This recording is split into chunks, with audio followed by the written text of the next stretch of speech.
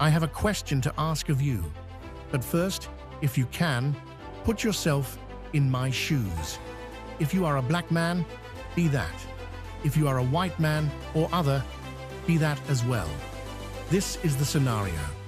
You had worked 25 plus years in a career that you enjoyed, such as in law enforcement. Your life was on the line 24/7 as you protected and served your community and state as a state trooper. You finally retired as a loyal, faithful servant. As a result, you were issued your service weapon, credentials stating you had served honorably in your profession, and your badge was retired and given to you. Special note. 1. This is your background. You were born and raised within a military environment at Fort Richardson, Alaska. All your friends were of different nationalities.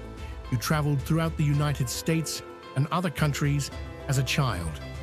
Special note. 2. In 1968, you were 14 years old. Your father had to go to Vietnam.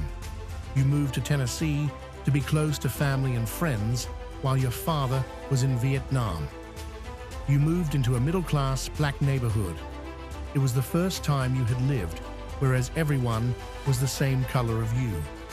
In this case, black. Special note. 3. You went to a predominantly all-white school. The students and staff of all races liked you. You were different.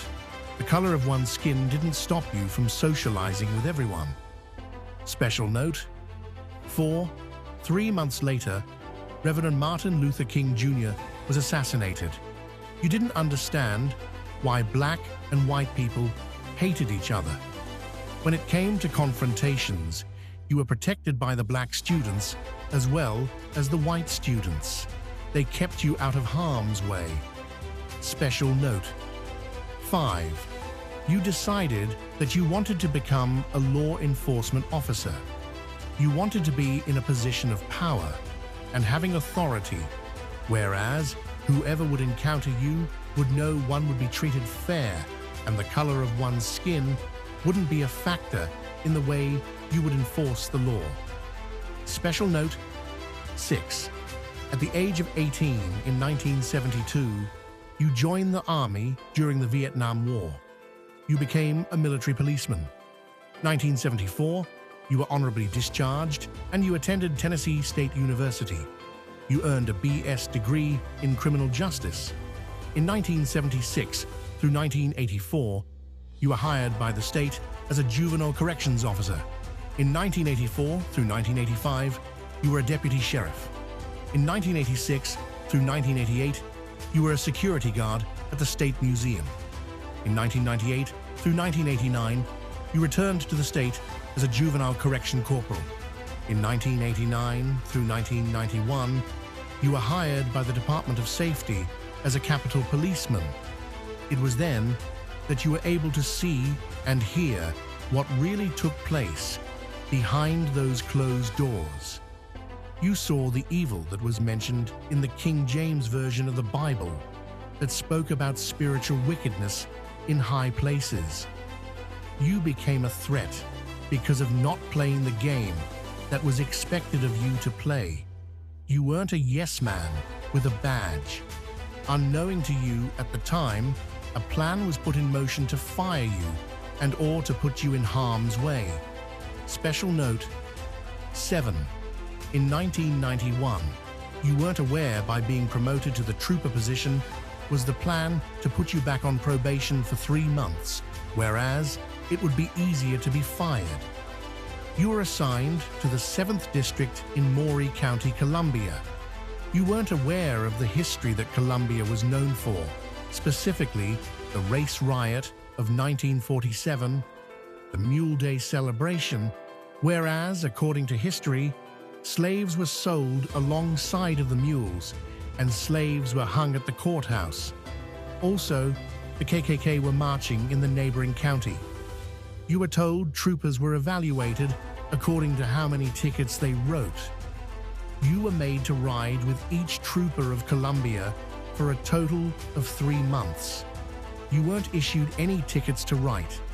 2 weeks after being on your own and finally being issued a ticket book, you were told that your captain was going to take you to the main headquarters in Nashville. Special note 8.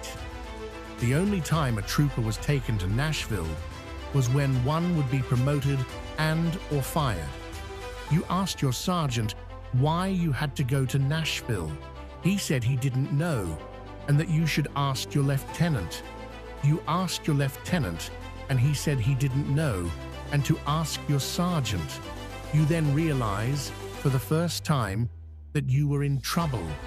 Your captain came to take you to Nashville and you asked him the same question. He said it was because you hadn't been productive, meaning writing tickets. It was then that you realized you had been set up to fail and to get fired. While in Nashville, you were told by the commissioner that he could do 3 things. 1 was to demote you, 2 was to transfer you out of the department, and 3 was to be fired. You were given an opportunity to respond. You responded by saying you were never given a ticket book for 3 months, and your captain didn't give you an opportunity. As a result, you were told to think of coming to Nashville as constructive criticism. Your captain was told to meet your commissioner in his office. The ride back to Columbia wasn't like it was coming. As time passed throughout your career, you had become a victim of corruption, injustice, discrimination, retaliation, and racism, in just naming a few. Your only comfort was the citizens of Maury County. They respected you because you treated everyone fair and without prejudice. You tried to seek help from your superiors by telling them how you felt, and they all ignored you. You wrote a total of 3 books exposing how you were being treated and how corrupt and racist many members of your department were. You ran for sheriff in the 2010 race. The current sheriff 20-year pension was on the line.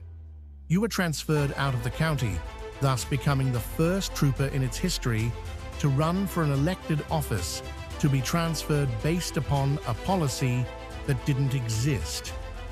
You file a Title VII racial discrimination and retaliation lawsuit against the department and the state. In 2013, you became the first black trooper in its history to retire in the 7th District. Upon your retirement, you were told by your colonel that you had gotten away, meaning they had always been trying to fire you. In 2015, you were offered a monetary settlement to keep from going to trial. You accepted the settlement and a gag order was put on you. As fate would have it, your case was put online, and as a result, the gag order was null and void. Special note 9. Prior to retiring, you had received a handgun permit. Your permit was going to expire in August 2025. In July 2025, you contacted the Department of Safety Handgun Department to inquire what you needed to do to renew your permit. You were told that troopers who had retired honorably could obtain a lifetime handgun permit at no charge. You were notified a week later saying that you wouldn't be able to obtain a lifetime handgun permit because according to your retirement status, the department had listed you as quitting instead of retiring honorably. You contacted your attorney who represented you to retain him again.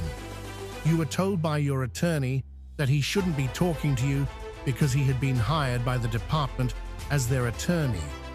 Approximately 3 weeks later, you were issued a lifetime handgun permit. You realized if it hadn't been for you checking on your handgun permit, you never would have known what someone in the department had done to you. My question is this: what would you do if you were in my shoes? I asked of you another question. Do you know of any civil rights attorney or anyone that could help me take another stand for justice? The stand that I am taking is not just about me. It could happen to any one of you without you knowing. Contact me on my email, my 2013 mustangoutlook.com. I will then give you my cell number. In the meantime, check out my book titled The System of Things 3, I Took a Stand. It can be purchased on any online bookstore.